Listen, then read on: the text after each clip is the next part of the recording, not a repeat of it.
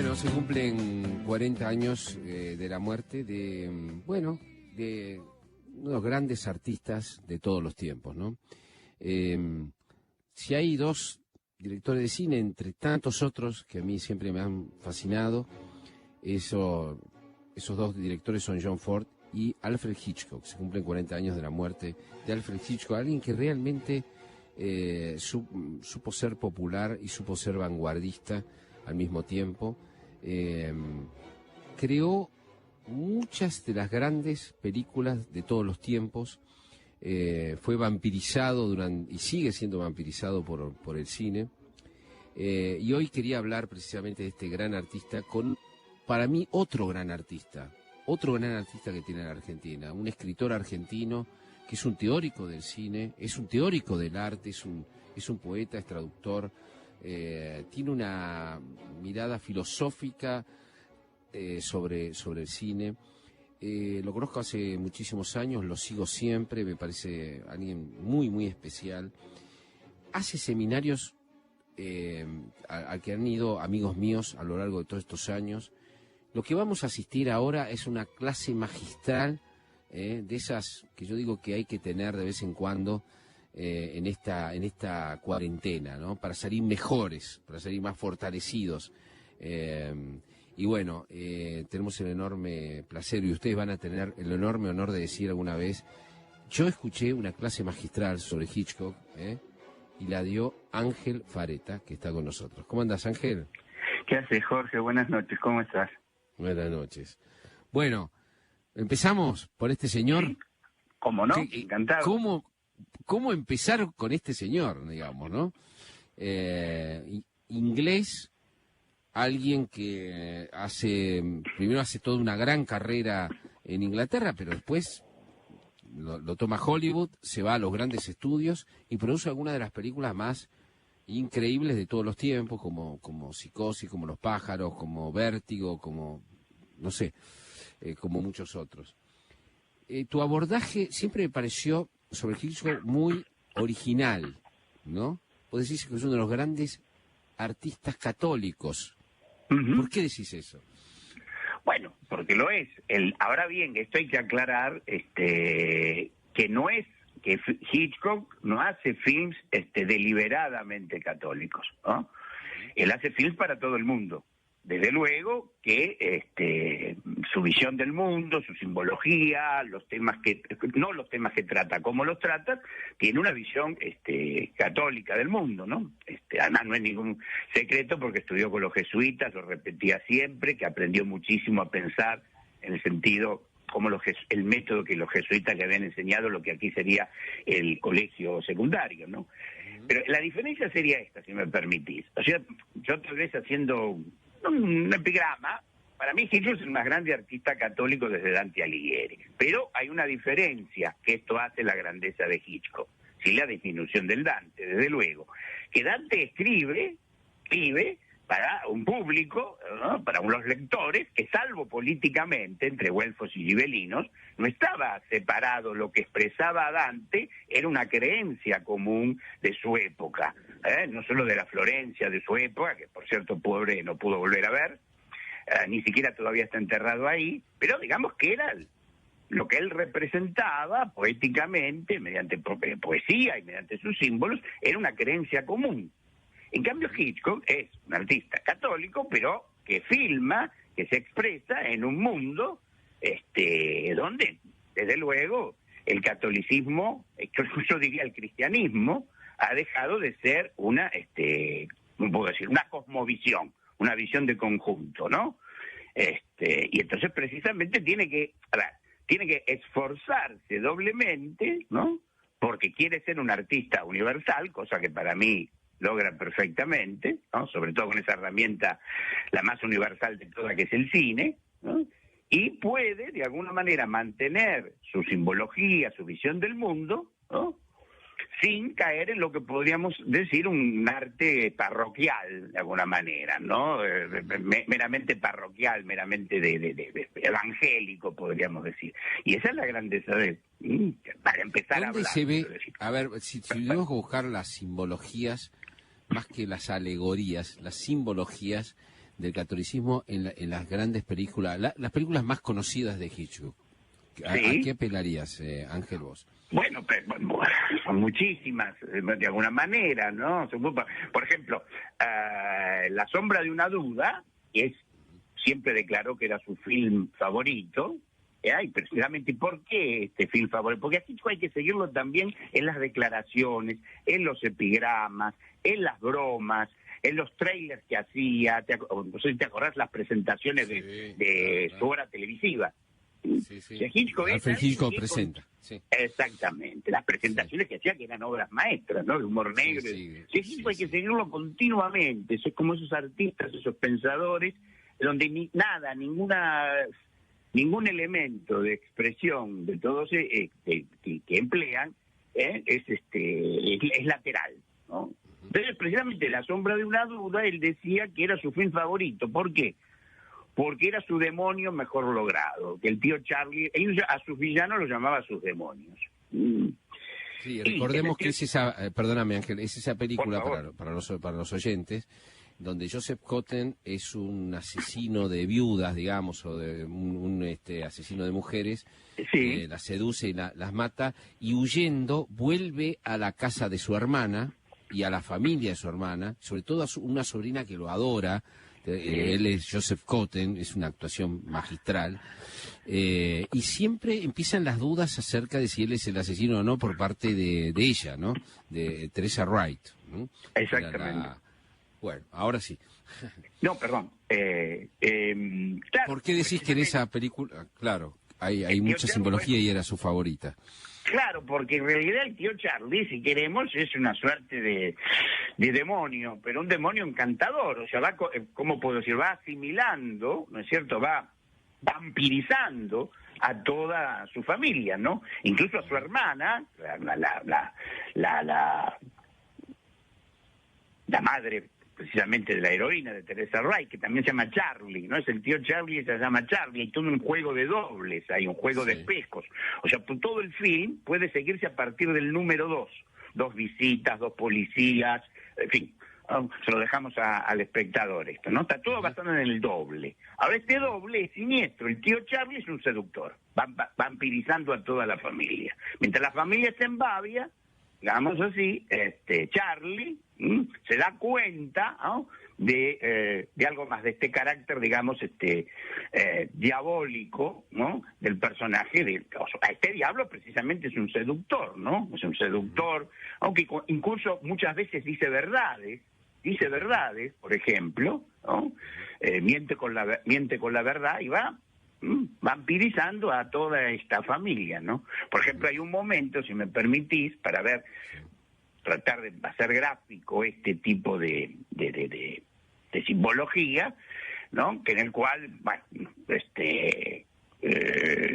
tío Charlie, o sea, Joseph Cotten se da cuenta que su sobrina se ha dado cuenta de esto, y entonces la intenta eliminar, ¿no?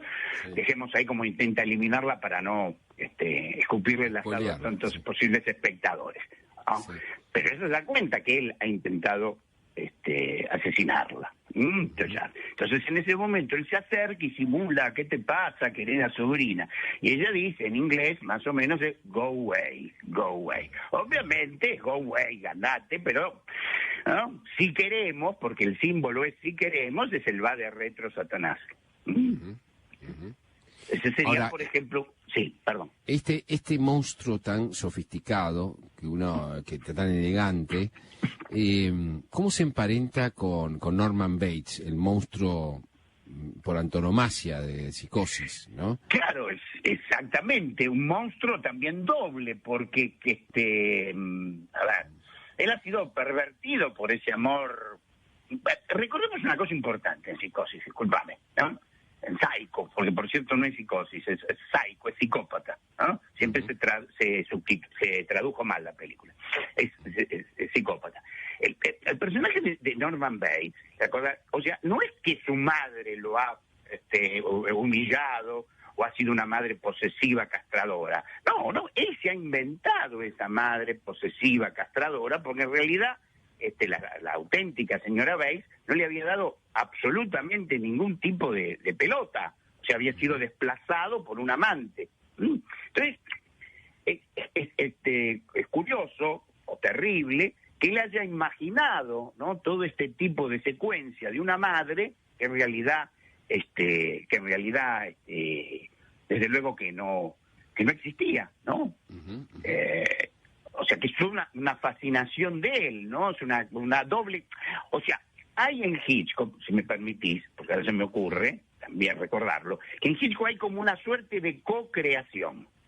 Esto sería lo teológicamente más fino, sutil, pero siempre Hitchcock manteniendo la universalidad. ¿Te acordás cómo habíamos hablado ya? Este epigrama que Hitchcock tenía, que le preguntaban a él en qué pensaba previamente, ¿no? En qué público pensaba para dirigir sus films. O sea, y él decía que pensaba en un matrimonio japonés de clase media. ¿Y por qué? Dice, porque yo soy inglés y católico, entonces intento imaginar a alguien, un grupo, un público que sea totalmente opuesto o distante de mi situación, ¿no? Para lograr conquistarlo, claro. Lograr conquistarlo tiene que ser... Y para no bajar línea, quiero decir, no para bajar línea, quiero decir, ¿no? Para ser universal. Bueno, pero el tema de Hitchcock, que estamos en Psycho, en Vértigo, ni hablar, en La ventana indiscreta, en La sombra de una duda, es la co-creación. O sea, hay un personaje, ¿no?, algo, o un creador que crea una personalidad que no existe. Desde Rebeca, que continuamente acecha con sus restos fantasmales todo el film, tanto que la protagonista en sí, Joan Fontaine, nunca tiene nombre propio, nunca sabemos el nombre de ella. ¿Por qué? ¿No? Porque Rebeca ha usurpado todo, es como ha usurpado la creación. Y una tendencia de sus villanos, como Gavin Elster, el villano de Vértigo, como Norman Bates, como el tío Charlie, es que crea algo que no existe. Crea algo que no existe, es como una suerte de, tal vez lo más diabólico, o la esencia de lo diabólico, que es como una suerte de imitar a Dios creando algo falso que no existe. Es como una línea, que yo aconsejaría, bueno, está en mi libro por otro lado, seguir como una columna vertebral, si me permitís esta metáfora, de la obra de Hitchcock, ¿no? Creo que es como decía Leo Spitzer, su étimon espiritual, ¿no? Es como el centro, ¿no?, de su obra, ¿no? La co-creación, la invención de algo, ¿no?, que no existe, ¿no? También se da en La soga, se da en casi todos sus films. Entonces, ahora, perdón. No, te pregunto, estás hablando de uno de los grandes artistas que a la vez fue un artista popular y que durante muchísimos años fue menospreciado como artista. Es decir, sí, era considerado, el maestro de suspenso, un tipo que hacía thrillers. Sí. Gary Cooper no quiso filmar con él porque el thriller le parecía un género menor. Alguien que de verdad, finalmente creo que Truffaut y los franceses son los que realmente descubren que es uno de los grandes artistas, y después Fellini dice, me hubiera gustado filmar como a mí los pájaros, y ahí empieza como y Kurosawa, todos empiezan a hablar bien de él, pero a posteriori, ¿no? Durante muchos años fue tenido como un personaje, como John Ford fue tenido por un director menor que escribía... Que hacía películas del oeste, o Raymond Chandler era un pequeño escritor de novela policial. ¿Qué pasa con eso de lo popular que tarda tanto en ser reconocido los grandes artistas de eso, ¿no?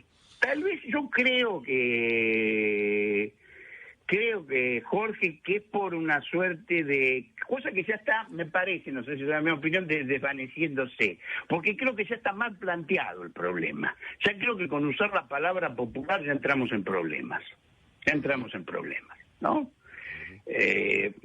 Yo creo que hay un seguimiento de una determinada cultura, lo que yo llamo la cultura tradicional, ¿no?, que para sobrevivir de alguna manera, ¿no?, para tener una visión tradicional del mundo, no una visión tradicionalista ni una visión de museo, tiene que mutar.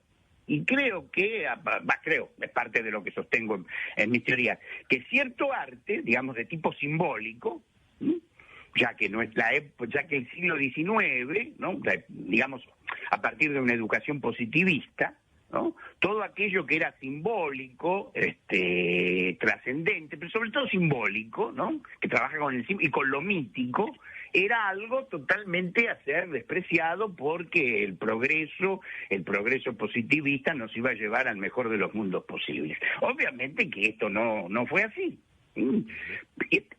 Pero entonces el arte, como el arte de alguna manera tenía que representar esa visión del mundo positiva, progresista, optimista, ¿no? Se buscaba, tanto en literatura, vos lo sabés perfectamente, literatura, en música, se elevaban determinados autores que representaban un poco esa ideología del progreso indefinido, ¿no? De que todo lo simbólico y lo mítico era algo primitivo, atrasado y todo eso. Entonces, ¿qué pasa? Que el thriller, el melodrama, ¿no? Sea el de Bram Stoker, sea el de Raymond Chandler precisamente, sea el de Hitchcock, y tantas otras, pero con estos ejemplos que vos también diste, creo que son ejemplares, valga la redundancia, fueron los métodos, ¿no? Los métodos el thriller en general, sea en su beta fantástica, sea su beta policial, ¿no? Sea en su beta melodramática, se encontró la medida, la herramienta necesaria para expresar ese tipo de cosas que eran tachadas ya en el siglo XIX por esta educación casi obligatoria de tipo positivista. Antiheroica también, ¿no? Claro, y antiheroica, exactamente. Y antiheroica, claro. Antiépica. Claro, antiépica también. Exactamente. Claro, se quería tachar todo lo que era heroico, ¿no? Empezaron a hinchar con el antihéroe y yo qué sé qué. Claro, y evidentemente esto que está en nuestro espíritu, digo en espíritu incluso no necesariamente en un sentido religioso, sino en un sentido hasta hegeliano, podríamos decir, ¿no? Eso que nos hace humanos, tuvo no que refugiarse, pues si tenemos que refugiarse, tuvo que crear para seguir pensando de esta manera, ¿cómo podríamos decir? De esta manera mítica. Sí, no, pero opuesta a ese positivismo. Troqueles, ¿entendés? Yo creo que todo empieza con Poe. Poe inventó el género policial, inventó el cuento fantástico, inventó todo. Es como que cierto espíritu, cuando ya se lo estaba achatando, ¿no? Sobre todo en Estados Unidos, por ese puritanismo. Ahí está, el puritanismo es la clave de todo eso. No todo era puro, no existían zonas oscuras, no existían zonas grises, desde luego el mal era totalmente una cosa, ¿cómo puedo decir?, dejada atrás, ¿no? Y entonces, desde esa línea de Poe, Bram Stoker y todos estos autores y muchos más que podemos mencionar, fueron como los encargados de seguir diciendo, oponiéndose a esta mentalidad puritana, filistea, positivista, no digo científica, sino digo positivista, positivista. Ahora, la influencia, Ángel, de Hitchcock sobre el cine, bueno, sobre la vida, pero sobre el cine ha sido muy impresionante. Es decir, Psicosis, él dijo alguna vez que no era más que una broma. Sí. Supongo que se refería, supongo que era una falsa coquetería, y que se refería al modo en que Psicosis fue filmada rápidamente con tecnología casi de televisión, creo, ¿no? Porque creo que utilizó claro. Hizo una película muy pequeña, entre grandes producciones, ¿no? Y crea un monstruo que luego, bueno, hoy los asesinos seriales que ya no se pueden ya ver más, yo no puedo ver un asesino serial más. Porque está todo copado por los asesinos seriales, psicópata, bueno. Sí, generalmente los asesinos seriales son los guionistas de esa serie. Es verdad. Pero todos descienden, bueno, Hannibal Lecter tiene cierta nobleza, ¿no? Desciende también de Psicosis, Sí. pero se han hecho porquerías increíbles después en secuela de Psicosis, ¿no? Sí, Ahora sí, sí. él tenía un interés por el psicoanálisis, evidentemente, también ahí, ¿no? Sí, O tenía por la psiquiatría, ¿no? sí, tenía un interés, pero un interés crítico, ¿no? Ujú, Precisamente, esta es otra parte de la grandeza de Hitchcock, ¿no? O sea, porque el psicoanálisis de alguna manera tiene, bueno, cosas aceptables, digamos, para cierta mentalidad religiosa y cosas que no, desde luego, ¿no? Y entonces me parece que Hitchcock corregía un poquito eso. Pues si vamos a su película esencialmente psicoanalítica, que es Spellbound, Cuéntame tu vida, ¿te acordás? Sí, por supuesto, sí. Bien, bueno, ¿qué hace la psicoanalista? Y lo primero que hace Ingrid Bergman, comete el error más grande de la teoría psicoanalítica, se enamora de su paciente, Sí, sí, ¿no? sí. Entonces Era ahí Gregory Peck, ¿no? Era su paciente, Gregory sí. Peck, Gregory Gregory Peck. Peck, ¿Qué sí, está sí. diciendo, Gicho? Sí. Que en realidad sí cura el psicoanálisis, puede ser útil, pero lo que cura es el amor. Claro, claro. Creo que sí. Claro. En Psycho hay toda una explicación psicoanalítica, psiquiátrica, en este caso, bien, perfecta, de manual, cierra. Pero después Hitchcock, cuando muestra esa última imagen, esa imagen superpuesta, nos pregunta, ¿no? ¿Es esto solo? Sí, es esto, la verdad que sí, ¿no? Su obsesión con su madre, ¿verdad? Todo el matricidio, yo qué sé qué, y todo esto, no lo pudo, todo, tomó el lugar de ella, se viste. Sí, está bien. Ahora después Hitchcock dice, ¿esto es todo así? Ujú. Eso también es el elemento, podríamos llamarlo jesuítico de Hitchcock, ¿no? Esto es que Sugiere otra dimensión por encima de la explicación psicoanalítica. Eso es lo que Claro, les pero decimos. ojo, me parece. ojo, Jorge, perdóname Sí. que la Sí. vehemencia. El tema es que Hitchcock dice que lo que dice el psicoanalista, el psiquiatra psicoanalista, al final de Psycho, es cierto, está bien, ¿no? Pero dice, ahí está, hay algo más, y ese algo más es desde Poe. Desde Poe y todo lo que llamamos thriller, policial, literatura fantástica, literatura de aventuras, novela de aventuras, es otra cosa. Ujú. Y Sé que no es tu y- especialidad, pero quería simplemente destacar que Hitchcock fue un técnico, además increíble, extraordinariamente brillante, quizás el más grande que dio el cine, que Sí, los decorados de esa película de Cuéntame con tu vida los hizo Salvador Dalí, exactamente.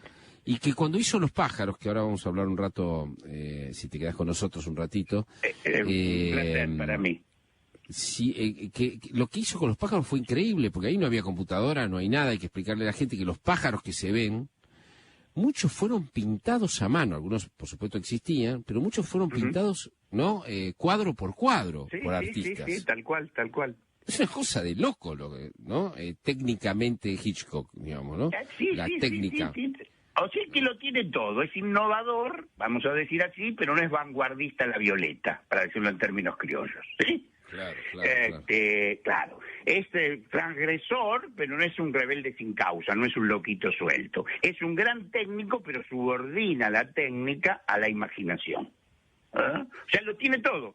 Por eso lo consideramos tan grande y tratamos de demostrar. Porque todos los elementos él los subordina a un fin. El fin es la obra. Ahora, él dice una frase terriblemente perturbadora para los intelectuales.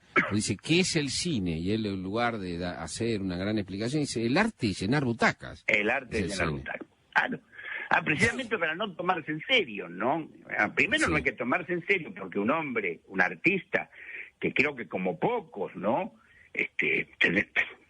Tendremos que pensar en el Shakespeare de Rey Lear o Macbeth. Alguien que ha verdaderamente metido hasta las verijas en el mal, en lo siniestro y en lo diabólico, si no conservaba su sentido del humor, creo que hubiera terminado, ¿no? Creo que es otra de sus grandezas, eso también. O sea, mantener ese sentido del humor, ¿no? Vos terminás de hacer Psycho, qué sé yo, terminás de hacer Los pájaros, volvés a tu casa y no tenés sentido del humor, ¿no? Cuando terminó Psycho, ¿te acordás? Walt Disney dijo que era terrible, una película terrible, que no podía llevar a sus hijos, a sus nietos, que casi la demonizó, digamos, ¿no? Sí, bueno, sí. En realidad el verdadero director demoníaco era Walt Disney, pero bueno. Estamos hablando con Ángel Fareta, un genio del análisis cinematográfico, y estamos hablando de otro genio, uno de los más grandes genios que dio el arte y por supuesto el cine también, que es Alfred Hitchcock. Si me esperas un cachito, Ángel, ¿seguimos hablando de esto? ¿Cómo no? Vamos al Mitre Informa primero, volvemos, dale. Pensándolo bien, el programa... Esa música que parecen cuchilladas, de Psicosis, a 40 años de la muerte de Hitchcock. Estamos hablando con Ángel Fareta. Le mando un abrazo a todos los amigos, que tenés muchos amigos que te mandan muchos saludos, Ángel. Bueno. Y que están muy atentos a lo que estás diciendo. Muchas gracias. Bueno, a ver, de Hitchcock se han dicho muchas cosas, por ejemplo, su obsesión por las rubias, un lugar común. Sí. ¿Qué es eso? ¿Te parece que las rubias simplemente era una obsesión personal o era una obsesión pictórica? Posiblemente, sí. Igual estamos hablando de su película favorita, La sombra de una duda, y Teresa Ray, que recuerde, no... Era morocha. Sí, era una morocha. Sí, era una morocha de pelo lustroso. Sí, pelo lustroso, exactamente. No sé, qué sé yo, ese tipo de cosas. No. Bueno, en realidad Hitchcock nunca olvidó Inglaterra. Sí. Y su esposa sí era rubia, por ejemplo. Alma, el otro día vi una cosa que muestra, me parece, el escalón abismal que hay en el arte, ¿no? Y que había en el cine que nos gustaba a nosotros y lo que se hace ahora. Hay una película una serie que se llama Saw, que lleva tres temporadas, parece que es muy exitosa, de Netflix. Se trata de que los animales se rebelan contra el hombre, ¿no? Y copia o intenta copiar los pájaros. Pero inmediatamente tiene que explicar por qué atacan, incluso atacan los pájaros. ¿Por qué? Esa explicación de entrada, incluso antes de que empiece la serie, aparece un cartel y nos dice por qué se rebelan los animales. Es una cosa burda. Nunca supimos qué significaba la metáfora del ataque de los pájaros. Por supuesto que sí, incluso seguí. Sí, no, perdóname, te lo quiero preguntar a vos esto. Y claro, porque fíjate que él ironiza con varias cosas, ¿no? Porque eso es también lo extraordinario de Hitchcock. O sea, el mantener algo terrible, metafísico, si querés después lo explicamos, verdaderamente, pues la palabra metafísica se usa para tanto un enjuague como un barrido, se usa para cualquier cosa, es como surrealismo. En caso de duda, usted no entiende algo, diga surrealismo, ¿no? Y a veces, no entendió un carajo, ponga metafísico. No, hay que poner las cosas en claro, Pero, o sea, cómo correrse continuamente con el sentido del humor. Otra cosa que yo llamo típicamente jesuítica. En el bar, ¿no? Antes de ese momento, ese ataque, ¿no? Con la subjetiva de un pájaro, Hitchcock mismo ironiza con eso. Hay un borrachín medio evangélico, ¿verdad? Que dice es el fin del mundo. Otro que son no sé qué, son los enemigos, o sea, estamos en la Guerra Fría, que le tiren la bomba atómica. Otro, la ornitóloga, dice no, pero no puede ser, porque las gaviotas y los cuervos nunca han viajado juntos. No, o sea que la película que estamos viendo es ornitológicamente imposible. O sea, Hitchcock ya dice, poniendo a una ornitóloga, que lo que estamos viendo no es una película ornitológica. Y por otro lado se burla de la interpretación, digamos, política extrema de Guerra Fría de uno, del delirio pseudo-cristiano de otro, y así sucesivamente. ¿No? Qué interesante, Entonces, eso es lo abierto, precisamente. Lo que es un símbolo que tiene que ser abierto. ¿No? Ahora... Perdón, sí. Sí, decime, gente. No, que sobre esta serie que vos decís como un ejemplo, un epítome de la época que estamos viviendo.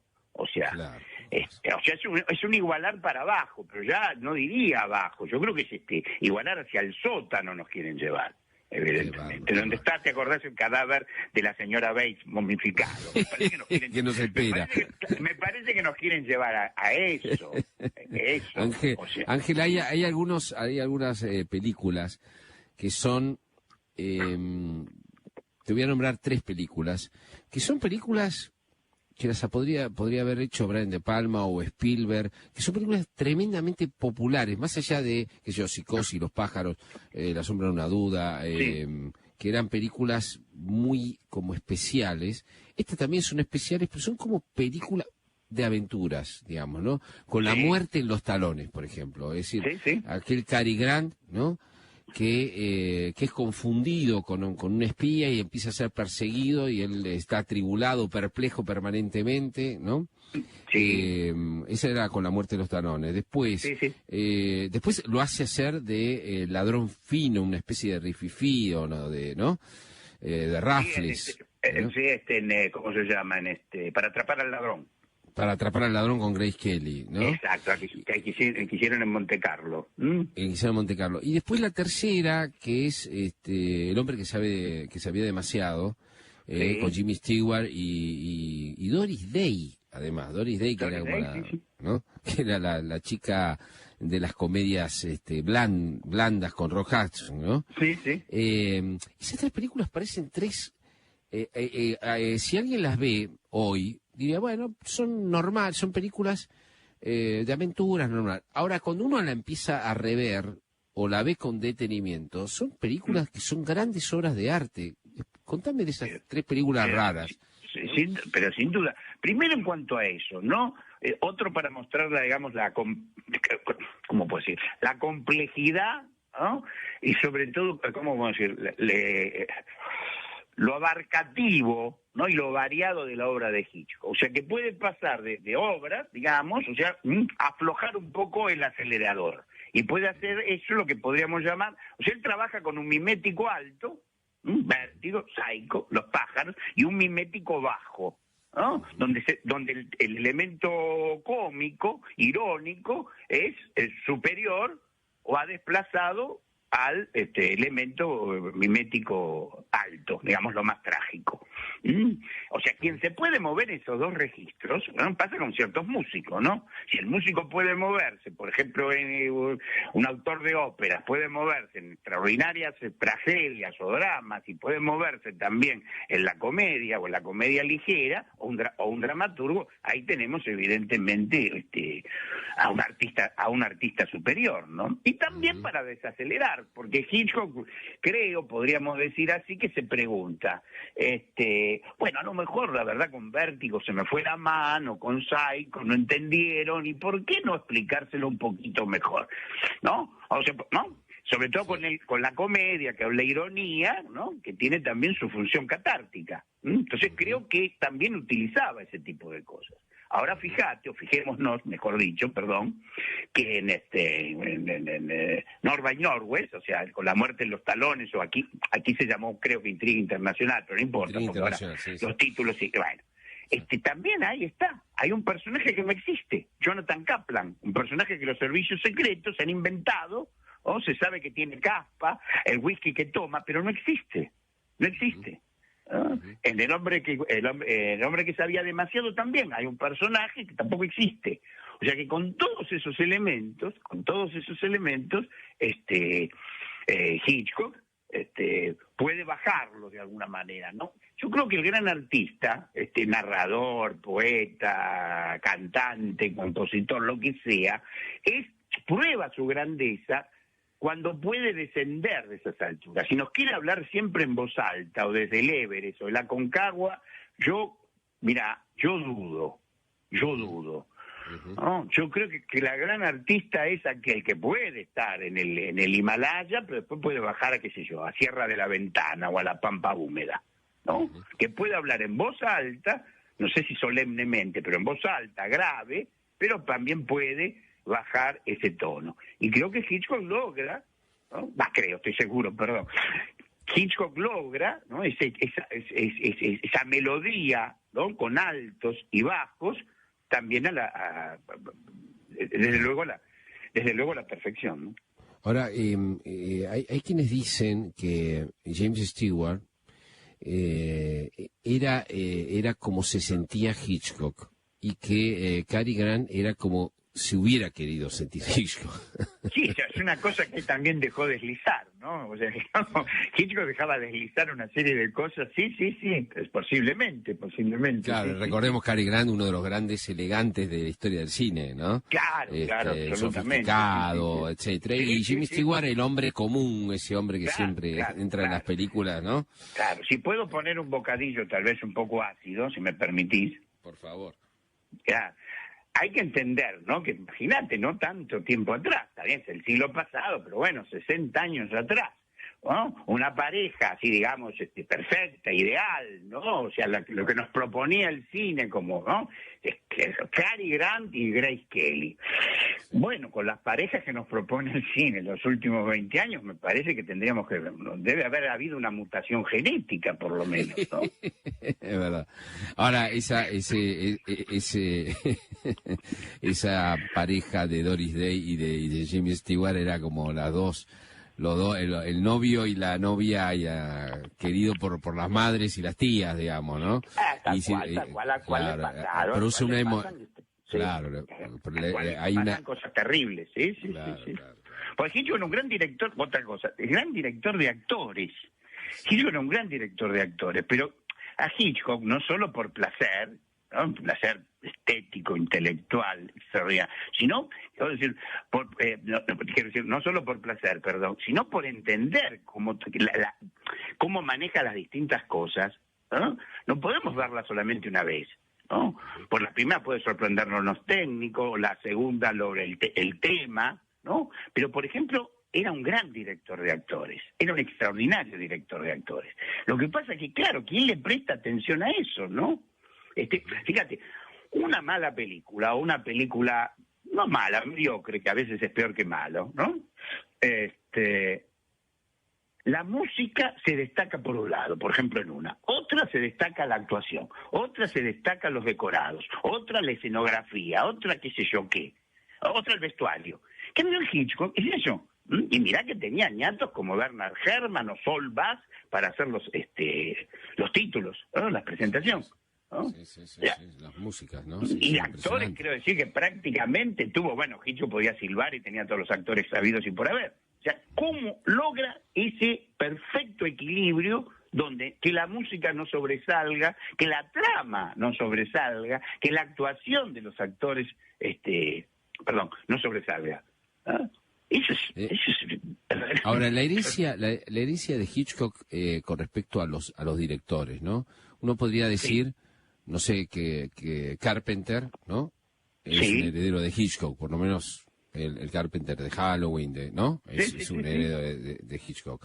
Brian De Palma. Brian De Palma es su más, no solo su más, sino que De Palma, ¿cómo podemos decir? No me gusta mucho esa palabra, se asume, ¿no? Sí. Se presenta autoconscientemente como su heredero, ¿no? Pero esto es importante, pero un heredero que no dilapida, como, ¿no? La herencia recibida, ¿viste? No como esa gente que conocemos, ¿viste? Que el padre o el abuelo se mató y el nieto termina siendo un Isidoro Cañones, ¿no? Claro, o sea, De Palma es cuidadoso con esa herencia. No sé si coincidís.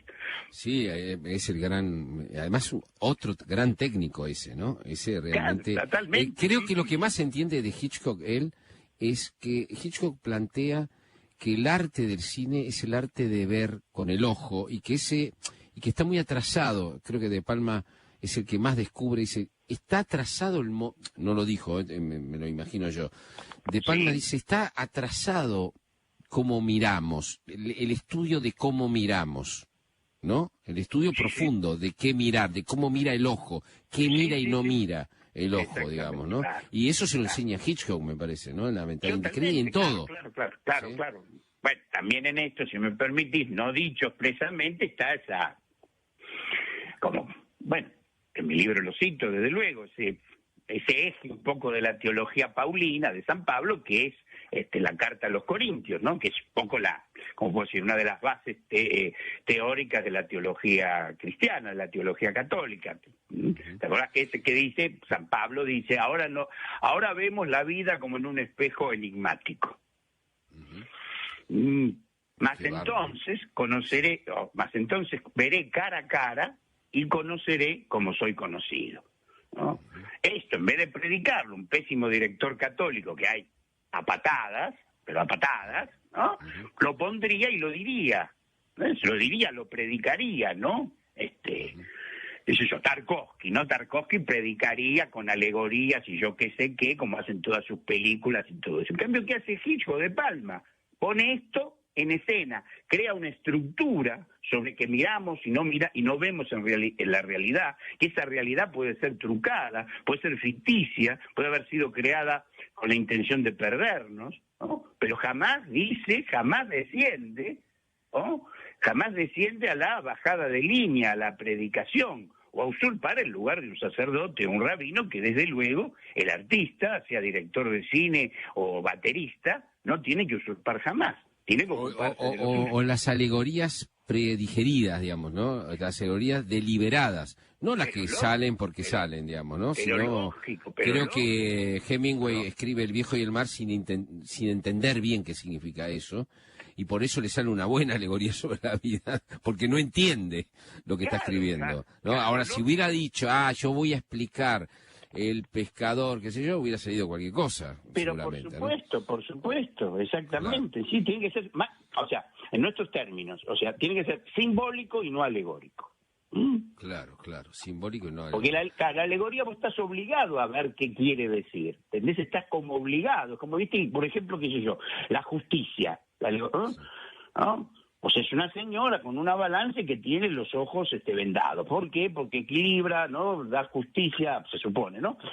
A todos por igual, ¿no? Los platillos de la balanza tienen que estar igual. Y es ciega porque no tiene, o se cree que no tiene, influencias exteriores. La Estatua de la Libertad con el libro de la Constitución y el faro ese que elimina eso. Bueno, eso que son crasas alegorías y que pueden servir de alguna manera los signos indicativos en el arte son terribles. ¿Por qué? Porque tiene una visión unilateral. Vos no podés decir que la Estatua de la Libertad significa otra cosa o que la alegoría de la justicia significa otra. Es obligatorio, es dictatorial la alegoría. Es dictatorial. El símbolo es abierto. ¿Por qué? Porque no está ni obligado a darse cuenta del símbolo. Claro. En cambio, una alegoría, ¿no? Una imagen, digamos, a veces con el qué lástima se está. No hacer sueños en el cine es uno de los más viejos trucos y sucios trucos de que el cine existe. Entonces en el símbolo estás abierto, ¿no? Eso es lo extraordinario. No tenés por qué creer, y encima que puede haber múltiples interpretaciones, ¿no? Es como una escala, son múltiples interpretacionmente. Pero es decir, vos ubicarías, Ángela, a Hitchcock en el medio entre un cine pretencioso, falsamente alegorista, intelectual, y un cine que creo que se daba, que era más teatro filmado, más que cine, ¿no? Claro, por supuesto. ¿Lo colocarías en el medio entre estas dos oposiciones? Sí. Pero lo colocaría en el medio, si me permitís, ahí está como para utilizar una imagen simbólica, lo pondría en el medio, pero como el eje de una rueda, que está en el medio, ¿no? Pero es la que dirige todo el movimiento. Está en el medio, es el eje de esa rueda, que es el cine. Sí. Y precisamente sí. Yo diría que el gran cine clásico de Hollywood, John Ford, como precisamente mencionaba, Hawks, Minelli, Jacques Tourneur, bueno, muchísimos directores, si bien tal vez, ¿no?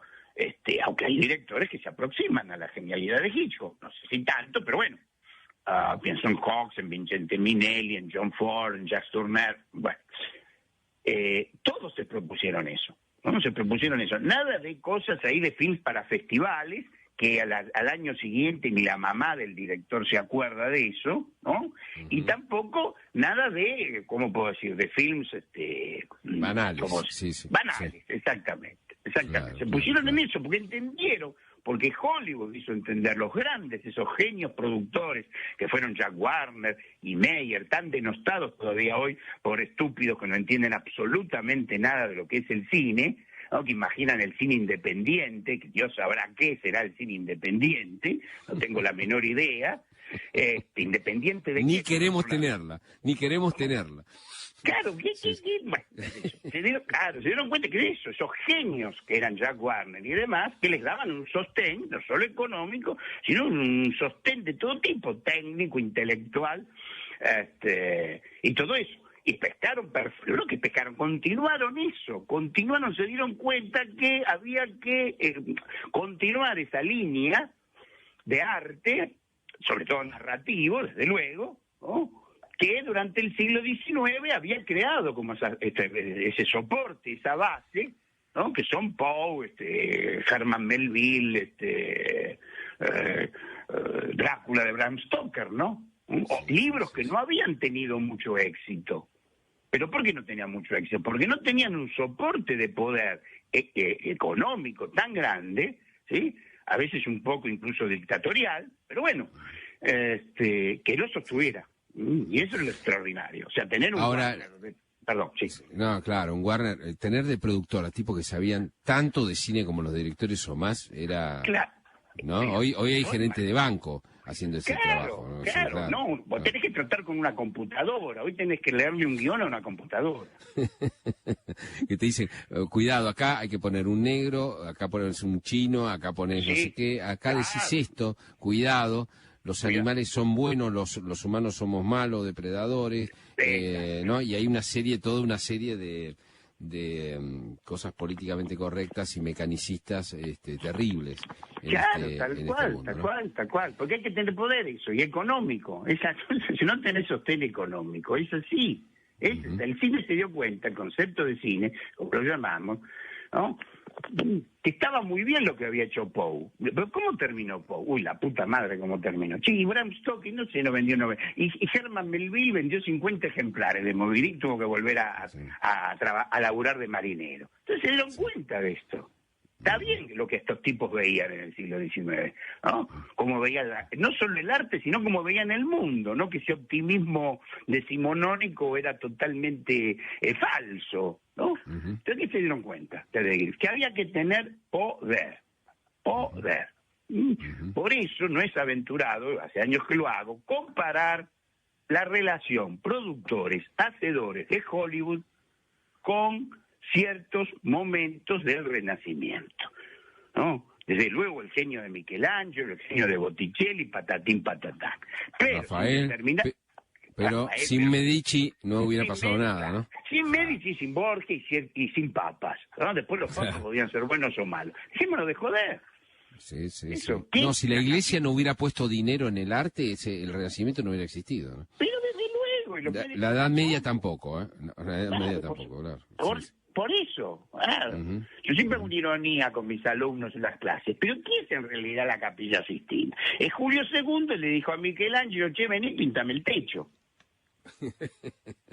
Pero hay una cosa importante, los dos, ahí está, tenían la misma visión del mundo. O sea, ¿qué quiere decir? Julio II sabía de pintura, no jodamos, y Michelangelo sabía de religión y de teología. Por eso es falso suponer que Hitchcock le contrabandeaba ideas a Jack Warner. No, ahí está el error. ¿Qué? Porque todos lados, si estos productores eran tan astutos, tan hijos de putas, tan ocupados, le hubieran pasado mercadería de contrabando, verdura, como decimos ahora. No, es evidente que había una comunidad de ideas. En algunos puntos, en otros no, pero es evidente.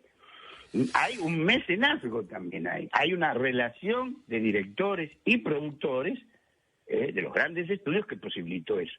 Y como digo ya, desde el comienzo de mis libros, esto se debe a la inmigración, esa alianza entre judíos y católicos. Extraordinario todo lo que has contado. Se nos fue una hora así hablando de cine, de arte, ¿no?